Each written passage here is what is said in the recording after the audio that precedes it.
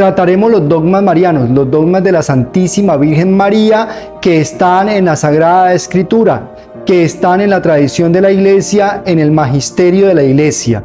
Vamos a profundizar acerca de estas verdades de fe. ¿Qué es un dogma? Un dogma es una verdad de fe indiscutible, asegurada totalmente en la Sagrada Escritura, en la tradición, en la fe de la Iglesia, en el magisterio. Un dogma ha sido estudiado, ha sido orado, y la Iglesia lo lleva como una verdad de fe indiscutible que todos debemos creer para la salvación. Son 4 los dogmas marianos, 4 los dogmas marianos, y los vamos a estudiar, los vamos a profundizar y vamos a hacer de esto espiritualidad para nuestra vida. Recordemos que la Santísima Virgen María es la Madre de Dios, la Madre auténtica del Salvador, y a ella debemos honrarle, debemos venerarle y debemos profundizar en estas verdades de fe que son tan atacadas, porque usted está en su casa y los hermanos evangélicos, protestantes y los hermanos de otras denominaciones están intentando adoctrinar acerca de su fe y derribando la fe de la Iglesia, derribando los dogmas marianos, y no podemos dejar acabar porque nuestra fe auténtica lo atestigua. Entonces, quédate hasta el final del video porque meditaremos acerca de los dogmas marianos, la Santísima Virgen María, su papel en la historia de la salvación y cómo nos sirve para sanar el corazón, la oración del Santo Rosario y todos estos misterios marianos tan importantes. Primer dogma mariano: Inmaculada Concepción, la Santísima Virgen María concebida sin pecado original. Es el primer dogma de la Santísima Virgen María. Y todos los dogmas están dentro de la cristología, Cristo como centro de la salvación. Entonces, la Santísima Virgen María concebida sin pecado original, inmaculada, es decir, sin mancha del pecado original, para nuestra salvación, para que nosotros, creyendo en la Santísima Virgen María, lleguemos a Jesús. ¿Por qué? Porque en el designio grande del misterio de Dios en la salvación, cuando beneplácitamente Dios Padre decide redimir a la humanidad por medio de su Hijo Jesucristo y enviarlo al mundo, Él que es el santo de los santos, Él que es el puro, el transparente, que no tiene mancha, Dios verdadero que viene a salvarnos, nuestro Señor, necesariamente debía de nacer de alguien puro, santo y sin mancha. De ahí que Dios Padre eligió a la Santísima Virgen María de manera predilecta, de manera especial, hija predilecta de Dios Padre. Por eso el saludo del ángel: llena eres de gracia, es decir, llena eres, Santísima Virgen María, de todas las gracias que Dios te ha preservado de toda clase de pecado, del pecado original, y de que no cometerás nunca pecado porque eres llena de gracia, eres limpia, eres santísima, llena eres de gracia. Este es el dogma de la Inmaculada Concepción, profundo, verdadero, está atestiguado implícitamente en la teología. De pronto no tan explícito en la Escritura, pero sí implícito, es decir, sí está el dogma ahí, sí está el dogma en la Sagrada Escritura, y debemos descubrirlo para entender que la Santísima Virgen María es limpia. Ella no conoció el pecado original, ella no fue manchada, ella siempre fue limpia, preservada. Santísima Virgen María, que te ha preservado Dios, y por eso en el protoevangelio Génesis 3:15 dice: una mujer por su vientre, por su descendencia, te pisoteará la cabeza, Satanás, porque no conoce el pecado, porque ella es pura, santísima y tiene unas gracias especiales, tanto que pisotea la cabeza del demonio y el demonio le muerde su talón. Sí, mi hermano, entonces así es porque Dios quiso preservarla a ella. Primer dogma de la Santísima Virgen María, entonces, la Inmaculada Concepción. Segundo dogma, María, Madre de Dios. Es el segundo dogma porque un día un personaje en la historia llamado Nestorio se le ocurrió decir que la Santísima Virgen María o la Virgen María era solo Madre de Jesús y no Madre de Dios. Y se empezó ahí una situación y la Iglesia tuvo que reunirse en el Concilio de Éfeso y tratar este tema y definir la cristología para luego atestiguar y acentuar la mariología.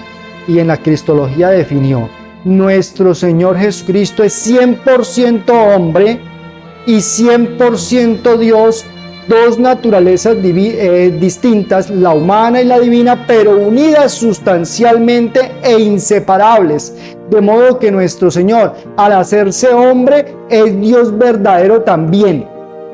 Y ahí se acentúa el dogma de María, Madre de Dios, porque nuestro Señor es Dios verdadero y quien se hace dentro del vientre de la Santísima Virgen María es uno que es Dios, nuestro Señor Jesucristo. Entonces la Virgen María es Madre de Dios por designio de Dios Padre, no porque ella se autodenominara. Y recuerde que ella es Madre de Dios en virtud a nuestro Señor Jesucristo, que es Dios. No es Madre de la Santísima Trinidad, es Madre de Dios. Es Madre de Jesús, que es Dios. Por eso la Iglesia la venera de manera especial. Tercer dogma de la Santísima Virgen María, la virginidad de la Santísima Virgen María. Vamos a meditarlo. La virginidad de la Santísima Virgen María consiste en que ella no conoció varón. Por eso el ángel le anuncia y ella dice: pero ¿cómo será esto? Ella se extraña. Pues no conozco hombre, no conozco varón. Y ella no conoció varón. Por eso San José fue castísimo y purísimo también. La Santísima Virgen María no conoció varón. Entonces dicen después: no, es que ella tuvo el niño naturalmente. Es que el dogma está acentuado en que no conoció varón. No en tanto que haya rompido fuente o no en el momento de la concepción del niño, sino que no conoció varón. Esa es la virginidad de la Santísima Virgen María.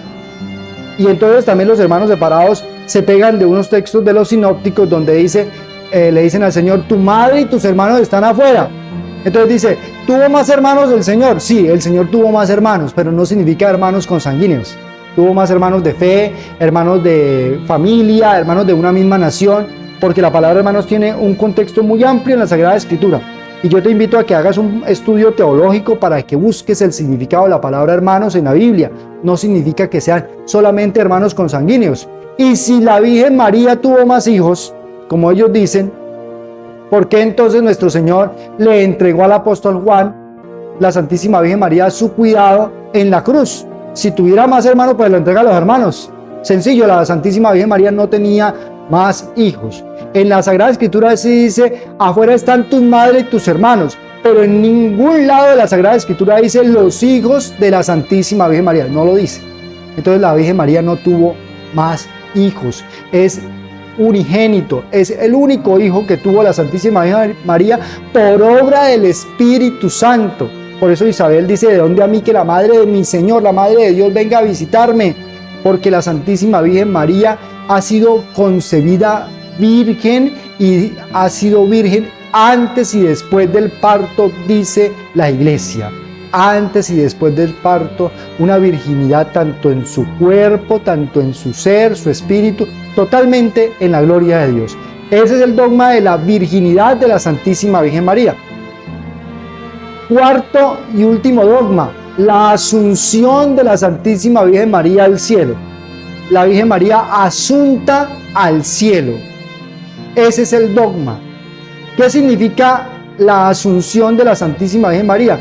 Está muy en relación con el primer dogma, la Inmaculada Concepción, porque no conoció el pecado, no conoció la corrupción del sepulcro.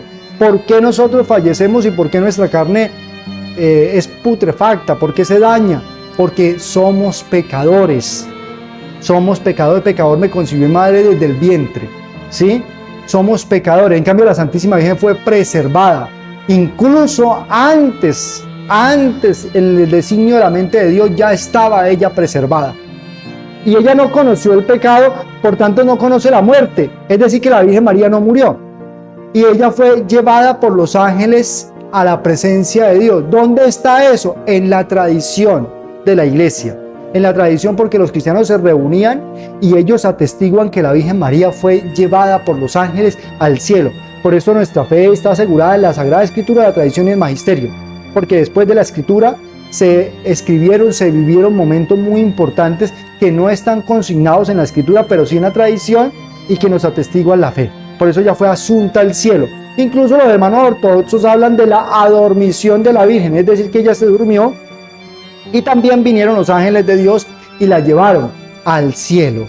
Y está en la gloria de Dios Padre para que nosotros los católicos le veneremos. 3 formas de contemplar el misterio divino, vamos a decirlo así. La tría, que es adoración. La adoración que solamente es a Dios la tría, ¿sí? Dulía, que es veneración, que le hacemos nosotros a los santos, el respeto debido, la cercanía, esa intercesión que tienen los santos hacia Dios. Esa es la dulía. Y la hiperdulía es esa veneración especial que tenemos por la Santísima Virgen María de ser la Madre del Salvador. Hiperdulía. Esos son términos de la teología. Mi querido hermano, yo quiero que entres en conversión, que entres en fe, que escuches este mensaje, que creas en la salvación. Muchos escriben ahí en los comentarios, especialmente los hermanos evangélicos o los hermanos de otras denominaciones religiosas, criticando y diciéndome que estoy en el error, que soy un hereje, que no sé qué, que esto y lo otro. Yo les invito, mi hermano, a que profundicemos en la palabra de Dios y en la sana teología, en la sana verdad de la fe, sí, en el depósito de la fe. Profundicemos y encontremos que en la palabra de Dios está acentuado los dogmas marianos. Y los dogmas marianos no son más que dogmas cristológicos que nos llevan a la salvación. Mi querido hermano, soy el padre Alexander Rico Solano, terapeuta espiritual. Hago terapia de sanación. Si usted está pasando por dificultades, por momentos de desespero, de vacío, sientes que no progresas, que no despega tu vida, estás en una incertidumbre matrimonial, personal, los hijos, como que la vida no avanza, es momento de hacer la terapia espiritual. Contáctame y la haremos. Al WhatsApp más 57 312 403 6938.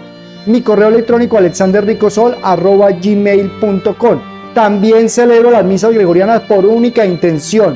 Somos sacerdotes que estamos en el mundo celebrando las misas gregorianas. Entonces usted las manda a celebrar y son 30 misas ininterrumpidas por única intención. Mi querido hermano, suscríbete a nuestro canal. Estamos subiendo contenidos de sanación, liberación y exorcismo. Bendiciones.